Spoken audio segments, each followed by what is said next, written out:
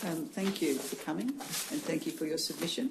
Perhaps if I can ask each of you to identify yourselves and tell us a bit about your organisation. Yeah, my name is Maury Jarpata Ryan. I'm a Gurindji, Stolen Generation. I come from Wave Hill in the Northern Territory. I've been a school teacher. I'm now working as a deputy of the Stolen Generations in Darwin. Thank you.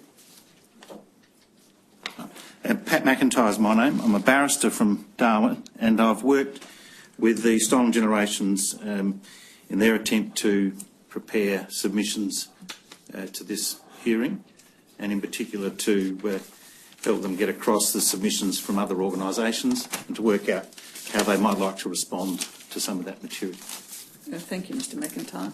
And Ms Tillmouth, you're here as a support, is that right? Thank you very much. Can I invite you to speak to your submission? Firstly, what I'll do is, and I'll let Pat talk to our submission, I'd like to acknowledge the TOs of Sydney and the surrounding areas. And secondly, I'd like to pay my respects to all the Stolen Generations and the families of the 600 children in the Northern Territory currently in custody. I'll ask Pat now to speak on our submission on behalf of the Stolen Generation. Thank you very much. Thank you. We're very conscious of the time constraints, but we think there are three matters that we could usefully focus on that lie behind the submission of a Stolen Generation to the Northern Territory and provide some context that we think the Commission may not otherwise get. And we say these three things with respect in particular to the Northern Territory. We think from our experience of what else the Commission's had that some of these things will resonate elsewhere, but we think they have a particular context up there. The first thing is, and Mr Ryan will speak to the first two of these things and briefly, and then I'll speak to the third. The first thing is that we want the Commission to appreciate that there are currently 1,000 and increasingly more children in the Northern Territory who are currently in protective custody under the current scheme that's operating there for the protection of children. Of those over 1,000 people, we estimate about 600 of them are Aboriginal children from remote communities in the Northern Territory. The Commission will be aware of some of the statistics that have been included in the submission from the Northern Territory Government. We will speak to those briefly later. So the first thing is it's still happening because there's been widespread press releases and other public information about the prosecution of people into whose care some of those children have been presently placed, so that we're trying to say clearly today that the problem is an ongoing problem, and you'll hear from what we're going to say later that we would submit against the ideas of a closed system in terms of redress, because we say that the victims of child sexual abuse, whilst children have been taken into protective custody in the Northern Territory, is a continuing problem. So that's the first, it's still happening. The second thing is the Stolen Gem wants to highlight a phenomenon that in our own internal discourse we call the fish trap. And it's a fish trap, we think, operating at both ends. From the system introduced by the Northern Territory Government, it can be simply described this way: if there are one of a number of circumstances affecting a child, the child will be taken into care, away from the family, away from the community. But the child will not be placed back with the family and the community unless there is effectively a green light on a long list of circumstances. And so it's very difficult for the children to get back. So that's the fish trap issue. That is a particular matter of concern to the stolen gens, particularly in the Northern Territory, because that was their experience. So, and then thirdly, there are some perhaps more legal submissions that I'll finish up with that have to do with what a redress system might look like. So I'd like to ask Mr. Ryan to speak to the first two of those. Okay, to you commissioners, as the lawyer said, it's still happening today, and it's got to stop. All right, it's got to stop. What happened now, presently, happened in our lifetime. I'm 67. I can tell you exactly what's going to happen to these 600 Aboriginal children that are in police custody today. Some of those children will be abused. Now, they're in the care of who? What's happening here now is this. They will lose their culture. They will lose their identity. They will lose their language, their law, their custom, their family. This happened 67 years ago to me. I had to go through a law, my law, which was taken off me. And it was done by the Gurindji, which I'm part of, the Malian, and some of my family are those on the walk-off. There was also the Walpri and all those on the Victoria River. Had to take 60 years to go through this. This is what's going to happen to these children. This is what's going to happen to these children. The stolen generation itself, there was 7 institutions in the Northern Territory funded by the Commonwealth of Australia. 7 institutions, and each one of those institutions was run by churches. This is where the fiduciary of care, those kids were molested, many of them. I'll pass you back to Patrick. Thank you. I was talking to Mr. Ryan yesterday about the subject to which he's just referred, and he told me a story that happened to him and his family in recent months. And Mr. Ryan would like to tell that story of what happened to his sister. That's right. My sister has had her grandchildren removed from her. You've got to tick these boxes. I'm afraid that those children may be sexually abused later on, but all that. What's happened is, how do you explain to people who don't know, in this room here, about what actually happened? People have denied the existence of the stolen generation. People now, my people are confused.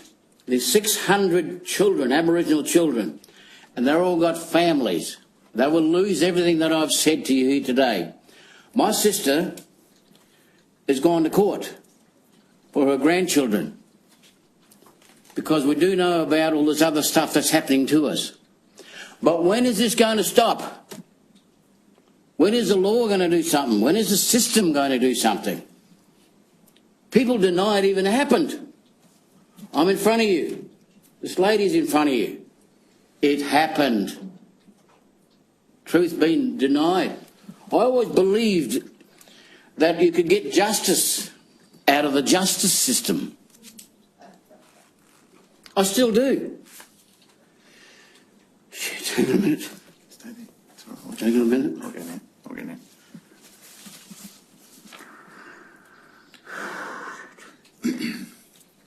The stolen generations of the Northern Territory know that the issue of systemic protection of children from abuse involves the government in having to do something. And they know that it means in the Northern Territory, the stolen generations of the Northern Territory know, that that something should be something tailored to the context of the Northern Territory. They've asked me to say this.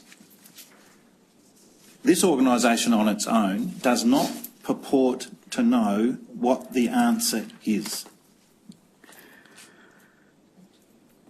No more than it purports to know what the answer to redress is. What it wants to submit, though, is that redress has to at least include three things. An element that is therapeutic, an element that is monetary, and an element that is organisational. Let me start with the last of those. Redress, systemic redress, in the context of this Commission, it is submitted, must include recommendations that mean organisational change for child protection agencies, for police and for DPP officers. Without those things, the stolen gen and their communities can't have confidence that a redress system is substantive. Therapeutic. The organisation takes no position, nevertheless supports much of what's been said in other submissions about the need for a therapeutic element to redress. But does say this, that that therapeutic element has been an important factor of the common law system for decades. For as long as we've had workers' comp systems in Australia, there have been therapeutic aspects of that system. For as long as we've had common law motor vehicle negligence cases, there have been components of damages awarded in respect of medical costs, both past and future. So the therapeutic thing, we say, should not be controversial. The monetary aspect of redress, the Stolen Gens NT say, ought itself also not be complex. The Stolen Gens organisation endorses some of the submissions included in the Law Council Australia and the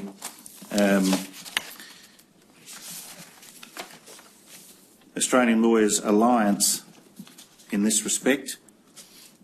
In fact, we want to put it on record today that the Stolen Gen Northern Territory endorses paragraphs 10 to 16 of the submission of the Law Council of Australia. I won't read them out for time purposes. It endorses paragraph 32 and paragraphs 57 to 80 of the submission of the Australian Lawyers Alliance, and the Commission will be familiar with what those things mean. They pick up a lot of topics like limitations of time, vicarious liability. I won't go into detail, but I've identified the paragraphs, they'll speak for themselves.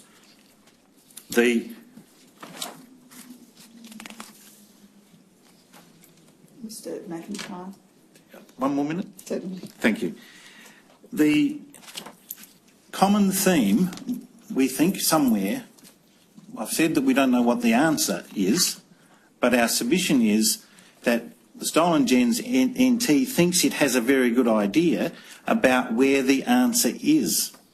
And they want to submit the answer to the complex questions of child protection and questions of the way that system is letting Aboriginal people in Northern Territory down. We think the answers lie in the grass and on the soil in places like Gallawinku, Utopia, Kalkarinji, Santa Teresa and the other communities from which the 600 children have come. And in those communities, you've heard from Mr Ryan, there are extant systems of law and legitimised authority, and mothers, fathers, aunties, uncles, grandparents and other relatives long practised in child protection and long practised in working out what ought to be done in their community.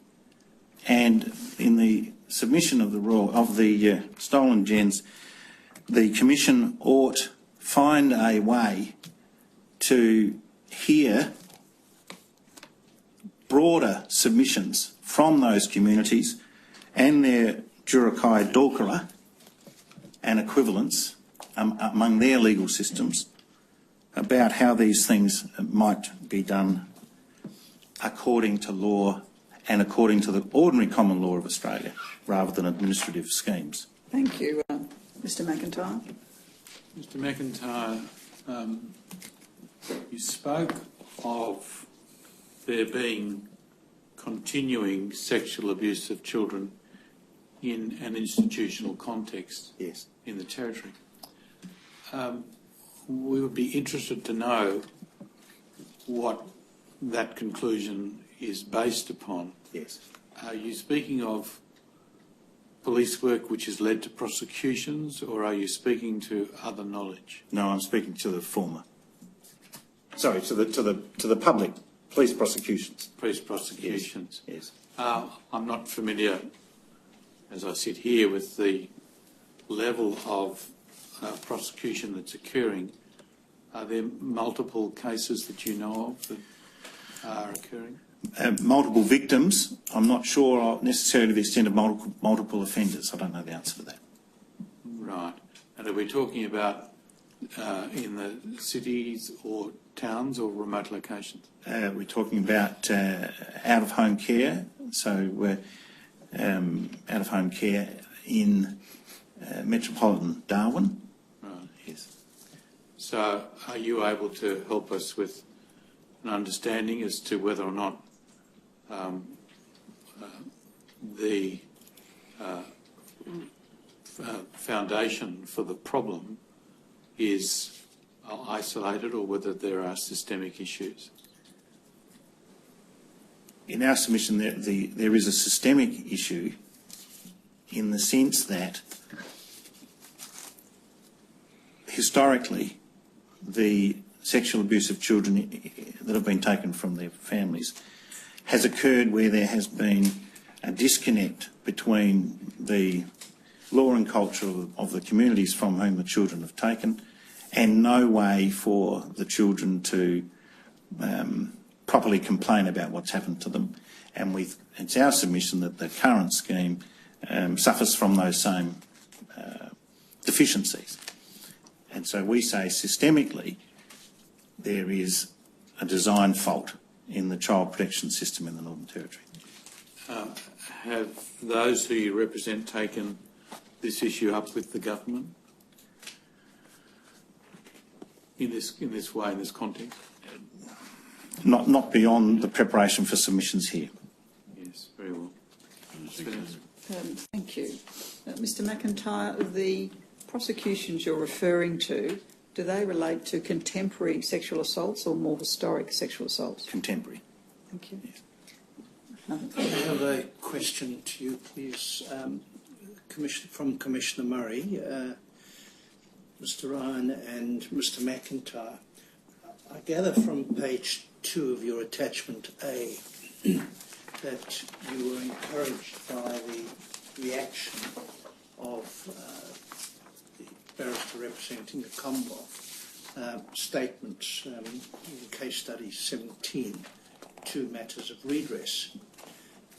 I assume you've now had a look at the Commonwealth Government's submission to this public hearing. Yes. Would you please tell us what your reaction is to that in the light of your earlier encouragement that I referred to? Thank you, Commissioner. The encouragement is arose from a contrast between that statement made in September and what appeared at the time to have been a very fierce resistance to the possibility of civil liability on the part of the Commonwealth. And so some encouragement was taken from that statement. It's not, I don't want to overstate the encouragement, it was a step forward that the association would say, but it now has to be, when one reads what was actually said, it doesn't, it leaves a lot to be desired. It still leaves it, the statement still leaves it the obligation on any particular claimant or plaintiff to prove that they come within the general terms of that acknowledgement. So in terms of the law, it doesn't advance things a whole lot. The Commonwealth's submission to this hearing is again disappointing and consistent, unfortunately, with the Commonwealth Government's response to the Children are Sacred report's recommendation that there be a national scheme. And the Commission will be aware that after that historic Royal Commission last century, ultimately an administrative scheme was the subject of a bill that was placed in the Commonwealth Parliament, which lapsed in 2010. So the Children of Sacred, sorry, the Stolen Generations of the Northern Territory are very cautious about whether or not anything would come out of any recommendations of this Commission, because the Commonwealth seems to be stating a position that, if played out in the Parliament, would leave little done in terms of redress, as was the case with the Stolen Generations report. So whilst there is a step forward in the words said in September, Stolen Gens certainly aren't satisfied with what's been said thus far by the Commonwealth. Thank you. Can I add something? Look, there has been submissions previously and nothing got done. It gathered dust on the shelves of Parliament House and it was blocked, it stopped in 2010. We're the most researched race of people on this planet.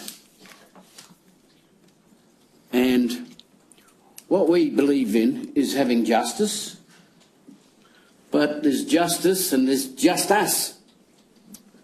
We're not getting it. We, the Aboriginal people of this country, give this nation its wealth, its resources, and everything that goes with it. And what do we get back? We get closed down communities. All right? That's coming from the heart here. I'm not afraid of anybody. I'm not even afraid of this system, because it hasn't done the right thing. But I do expect something to come out of this. I don't want to come here again next year and see nothing out of it. All right?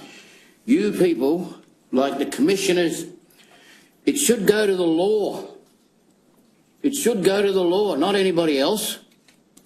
And I'll leave you with this, that you commissioners need to go to some of these communities, spend a bit of time there with these families now. You'll remember 600. Just to leave you with that, 600. Thank you. Thank you very much, Mr. Ryan. Mr. Ryan, I'm sure you appreciate that the role of the Royal Commission is to make recommendations.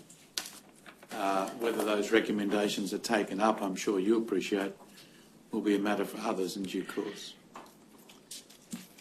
Yes. But you can be assured, all of you, that we greatly appreciate what you've told us today, and thank you very much for your submission. we will, along with all of the submissions that we've received, give careful consideration to what our recommendations should be, both to government and to institutions going forward. Thank you. Can I say one thing? I do believe in the system, but will it happen in my lifetime? Thank you. Thank you indeed.